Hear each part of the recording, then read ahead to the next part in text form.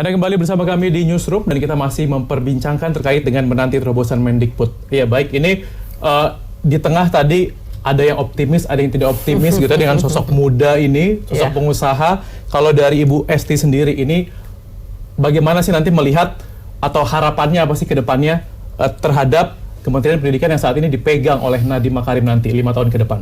Iya, yang pertama saya harus sampaikan dulu, betul dana pendidikan itu teralokasi di APBN lebih dari 400 triliun. Supaya Pak Nadiem biar nggak kaget ini. Tetapi yang dikelola oleh Kementerian Pendidikan dan Kebudayaan memang hanya sekitar 40 sampai 50 triliun karena yang lain tersebar.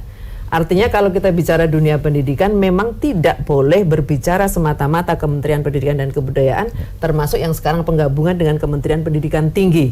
Harus terintegrasi semua sektor, semua lembaga, semua kementerian yang memang menjadi pengelola dari alokasi dana pendidikan, termasuk dengan kabupaten, kota, dan provinsi. Maka blueprint ini penting.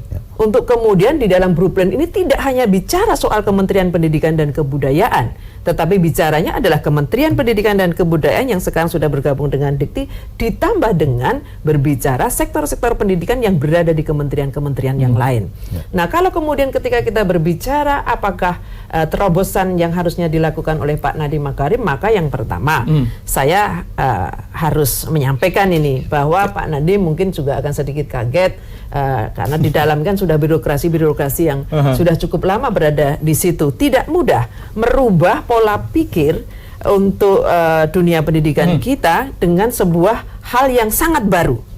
Nah, maka yang kami harapkan harus ada seperti katalisator antara yang lama dengan eksekutifnya yang begitu banyak yang ada di Kemendikbud dan Dikti, lalu Pak Nadiem dengan lompatan terobosan pemikiran yang jauh. Nah, di tengah-tengah ini harus kita isi dengan orang-orang yang memahami konsep lama tetapi juga punya visi ke depan, walaupun Pak Presiden mengatakan visi itu yang punya Presiden. Yes, visi yang punya Presiden. Bagaimana kemudian dari Kementerian Pendidikan dan Kebudayaan ini visi pendidikan Pak Presiden bisa terrealisasi dengan terobosan melalui Pak Nadiem Makarim yang memang wajah baru di dunia pendidikan, tetapi kita punya pengharapan yang cukup tinggi dan tolong jangan matikan pengharapan kami.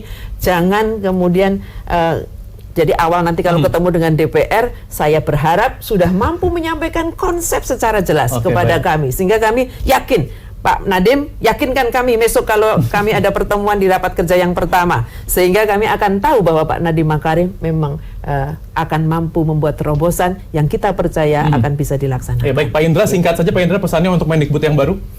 Kalau saya mau pesan buat Bu Esti dan teman-teman dulu malah untuk juga mendukung Mas Nadiem ini juga. Saya rasa undang-undang Sisdiknas kita harus diperbarui karena itu tahun 2003 ya kan, yang belum compliance dengan industri 4.0 ya kan, 4.0. Jadi juga itu harus didukung kan gitu, yang akan betul-betul akan menggunakan teknologi dan lain sebagainya kan. Nah, untuk Mas Menteri sendiri saran saya ya segeralah pilih tim yang kuat gitu, yang bisa membantu beliau. Bagusnya sih jangan malah ngambil yang di dalam yang sudah sulit berubah kan gitu, yang tahu lapangan tapi juga tahu kebutuhan kan gitu, bagaimana membuat perubahan-perubahan ini ya kan sehingga objektif kan gitu untuk kepentingan bangsa ini, bukan kepentingan kelompok, bukan kepentingan golongan, pokoknya kepentingan ini. Dan tadi saya garis bawahnya blueprint. Oke, ditunggu blueprintnya seperti itu. Baik, Pak Indra, terima kasih sekali. Ibu Esti, terima kasih sekali sudah hadir pada siang hari ini.